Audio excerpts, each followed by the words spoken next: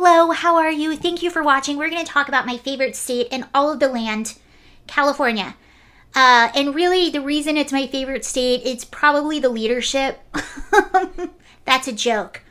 Sometimes I tell jokes, sometimes they're funny.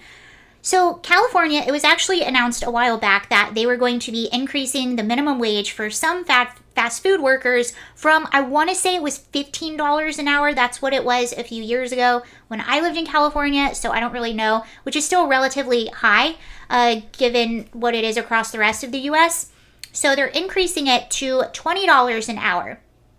And McDonald's and Chipotle have already said that due to this, they're probably going to have to raise prices throughout the entire state of California. And if you have been paying attention to McDonald's and Chipotle, they've already raised their prices all across the US due to the inflation that we're seeing. So in California, they're possibly going to have to raise those prices even more.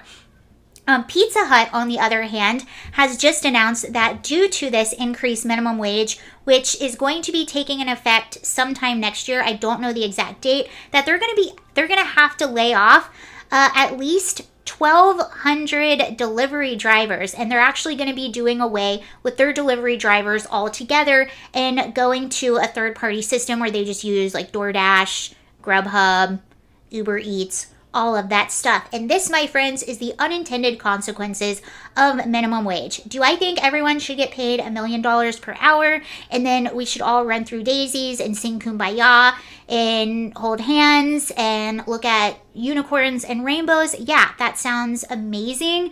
But unfortunately, there is a reality and there are consequences to everything. And a lot of times when you increase minimum wage, workers will get laid off. So yes, some people will make more money, but other people will have no job. And I guess in theory, all of those delivery drivers can just go start doing Uber Eats, Grubhub, DoorDash. I don't know what the difference between that or working for a Pizza Hut, as far as like benefits and job and all of that, I don't know. But this is what happens. And it's really interesting too, because I was just in West Hollywood in August and I was speaking to a restaurant owner there. He's got a restaurant that's pretty much a staple in West Hollywood. It's been there forever. All of the employees, like you walk in and it feels like it's a family. They all know each other. The city of West Hollywood actually implemented a $20 minimum wage a while back. And because of that, he had to lay off some of his workers and it broke his heart because it is like a family there, but he couldn't afford to keep them. Now, that's just a small business. Let's go back to like McDonald's, Chipotle, Pizza Hut. So a lot of people on the left will say things like, well, these are big corporations. They can afford it. They can handle it. Okay, maybe that's true, but at the end of the day, business is gonna business, and what matters to them is their bottom line. I actually experienced working at a restaurant an increase in minimum wage. Interestingly enough, this is when I was working in West Hollywood. Back then, the minimum wage, I think, was like $12 an hour, which is really different. So our minimum wage went up $1 per hour. That same day, all of our menu prices got more expensive.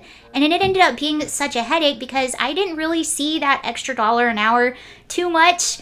And I just had to deal with people complaining all the time. Our regular customers complaining about the prices being increased. They're not coming in as much. They're not spending as much money. So yes, these things do have unintended consequences. Those few people might make a little bit more money, but there will be less jobs available. A fast food job, a delivery job, those are considered low-skilled entry-level jobs. And I don't mean to say anything bad. I've had tons and tons of low-skill entry-level jobs. They're usually really good jobs to have part-time or while you're pursuing other things, or you're in the middle, or while you're going to school. But here's another thing to think about. Not only are you increasing the minimum wage for these low-skilled jobs, which is resulting in less jobs that are available because places need to be able to afford to keep their doors open, you're also importing thousands upon thousands of illegal immigrants every day who want to work, who are low-skilled workers. So you're importing people while you're lessening those jobs that are actually available. Before I go, I just want you to see this story. I'm probably going to bring it up again in another video because the language in this is just fascinating. So this was a story that that came out actually a few months ago. And again, when I was in California back in August, I actually saw and talked with and walked with some of these hotel strikers. So there was massive hotel strikes that were going on all throughout California, and they wanted better wages, they wanted better work conditions, and many of these strikers are first generation immigrants. Look at this story right here. So I believe this was outside of the LAX airport, and there was a hotel where strikers were literally outside. A woman who recently came here illegally seeking asylum, who is living in Skid Row, went there to get a job. They gave that woman a job, and what did she say?